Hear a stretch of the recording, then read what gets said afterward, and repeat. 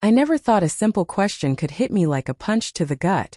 I was sitting at the kitchen table going through my emails when Claire walked in, her hand resting lightly on her growing belly. She smiled that nervous, almost proud smile, the one she always got when she thought she had something clever or surprising. "Do you like the name I picked?" she asked, her eyes bright, waiting for my reaction. I looked up slowly, trying to keep my voice calm, even though my heart had started racing. "Which one?" I asked, masking the tension I already felt creeping in. She grinned and whispered it softly, almost as if sharing a secret meant to be only for me. The name rolled off her tongue like it was perfect, like it was beautiful and innocent, but I knew immediately it wasn't. Not for me. I froze. The room seemed to shrink. My coffee cup felt suddenly heavy in my hands. "Claire, that's—" I started, but my voice caught. I had to steady myself. "That's her ex's name, isn't it?" Her smile faltered just a fraction, but enough to make my pulse spike. What do you mean?" she stammered, brushing her hand against my arm as if that could anchor her to reality. I leaned back slightly, searching her eyes, looking for any sign that she had made a mistake, any hesitation that suggested she hadn't fully thought it through. But there it was, the flicker of guilt, the shadow of her past, the way she avoided my gaze. It was there, even if she didn't admit it. "I mean the guy you dated before me. The one you always talk about when you reminisce, the one who—" My throat tightened. "The one you said was so perfect and exciting and different from me. That guy." Claire's eyes filled with something I couldn't name at first. Panic? Embarrassment? Maybe a mixture of both. She opened her mouth to say something, then closed it again. I could feel the tension radiating from her. Thick and suffocating, but I didn't break. I had to stay composed. Because for years, I had learned that when someone tries to cross a line like this, when betrayal hides behind innocence, patience and observation become the only weapons. I didn't yell. I didn't storm out. I let the moment stretch. Let her feel the weight of her choice. Let the reality sink in. She finally spoke, a whisper that barely reached me. I didn't think it would matter. It's just a name." I let out a slow breath, my mind racing.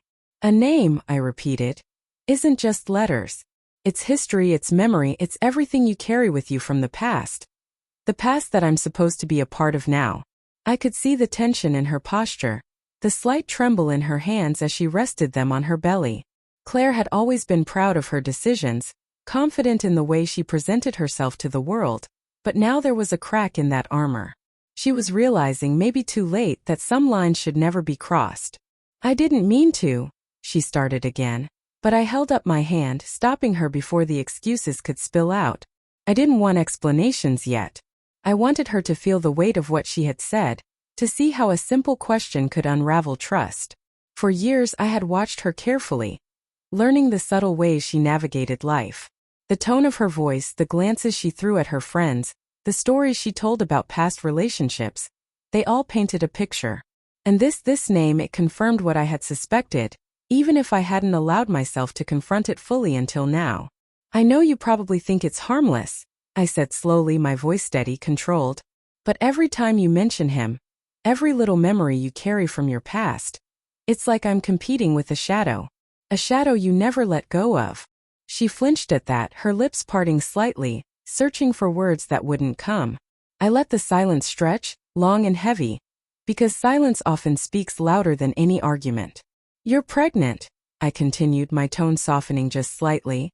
"And this child is supposed to be ours, Claire. Our first life together, something pure and new.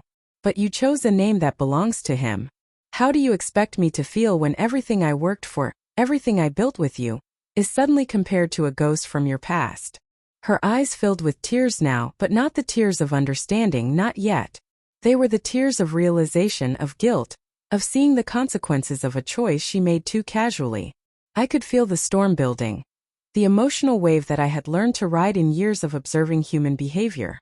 "I love you," I said quietly, "but love alone doesn't fix everything. It doesn't erase history. It doesn't make betrayal disappear. We have a future to think about now, and it starts with honesty. Not names. Not shadows. Honesty." Claire looked down at her hands, trembling, as if seeing the child she carried through a different lens, a lens I had provided, sharp and clear. She finally spoke, her voice barely audible. I didn't think. I shook my head slowly, letting the moment sink in, letting her feel the tension she had created. The name wasn't just a word. It was a test, and she had failed. I watched her, the woman I had loved for years, finally confront the reality of her choice. The tears on her cheeks were genuine now, and yet I could see the hesitation in her eyes. She was realizing that the past she clung to could no longer hold power over our future, at least not without consequences. "Claire," I said, my voice steady but carrying the weight of every unspoken emotion, "we need to make a decision. This child, this family, it's supposed to be a fresh start. But you've made it clear where your heart still lingers. If we're going to move forward, everything has to be honest. Every memory, every feeling, every word you say." She nodded slowly, finally meeting my gaze, the fear and shame mingling with something that almost looked like regret. I thought it was just a name. I didn't mean to hurt you," she whispered, her voice breaking. I let her words hang in the air. Part of me wanted to lash out, to scream, to demand retribution for the betrayal buried in something as simple as a name. But years of experience, observation, and understanding human behavior taught me a different lesson. Calm and measured response carries far more weight than anger. "You have to understand," I said carefully. "Trust isn't built on promises you make in the moment. It's built on actions over time. Every decision matters, Claire. Especially the ones you think are harmless." Her hands trembled as she clutched her belly, as if trying to protect both the past and the future at the same time. I'll change it. I swear. I'll pick something else," she said, her voice desperate, hoping for forgiveness. I nodded, but inside, I felt a mixture of relief and caution. Relief that she finally understood, caution because trust once broken takes longer to rebuild than any moment of panic can repair. The name would change, yes, but the lesson remained. Actions define a person, not intentions. I reached out, gently taking her hands in mine. "We'll work through this," I said softly.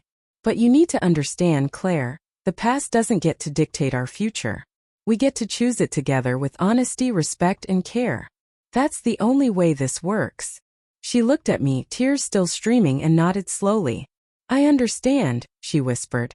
For the first time that evening, the tension in the room eased slightly, replaced by a fragile, cautious hope. And as I sat there holding her hands, I realized that love isn't just about passion or history. It's about trust, about boundaries, and about the choices we make when no one is watching. And sometimes the simplest question about a name can reveal the deepest truths.